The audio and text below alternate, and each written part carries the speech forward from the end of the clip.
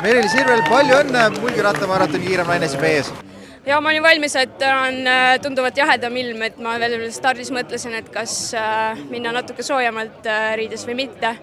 Aga sõit oli raske. Ma teadsin, et esimene 10 kilomeetrit on hästi kiired, siis ma üritasin võimalikult ees seal sõita, et meestega ja siis et vaadata, et kuhu ma siis pidama jään, et millisesse punti.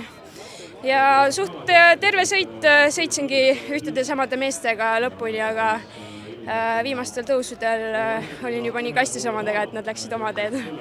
Aga tegelikult teine ja kolmas naine pole väga kaugel, et teadsid sa nende vahet nagu distantsi jooksul ka, et sina tegelikult said ju grupp eespool startida, sul oli selline mõnus oma tulemuste pealt väike eelis, et teadsid sa, kus maal nad on, kas nad on sulle järgi jõudmas, on vahe suurenenud, vähenenud?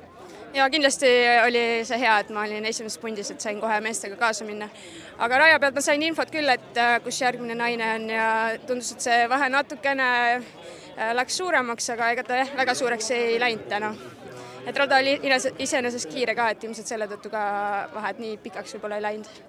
Et oli sul enne tänast väike hirmu ka, et ikkagi meil sellist vihmast sügist on siin olnud, või sügist või kevad, et vihmast kevadet on meil siin olnud, et kartsid sa mingisugust väga hullu soparallit ka või tegelikult oli täitsa okei? Ma käisin seal avatud rajal ka, siis mingid soppaaugud olid, aga rada oli iseenesest päris hästi sõidetav ja täna oli ka üpris mudane vahepeal, aga iseenesest singlid olid mõnusad, et need ei olnud nagu liialt mudased, et veeres hästi. Väga hästi. Kuidas sul hooajaplaanid on, et avaetapp on sul võidukalt nüüd alustatud, et kas sa teed terve hooaja bossisarjas kaasa, lähed sa üldvõidu peale välja, mis mõtted on?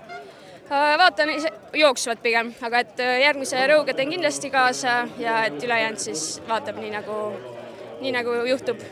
Igal juhul palju õnne ja jõudaks. Ja nüüd saab teha ühed ilusad fotod ja ühe suure aplausi meie tublidele naistele.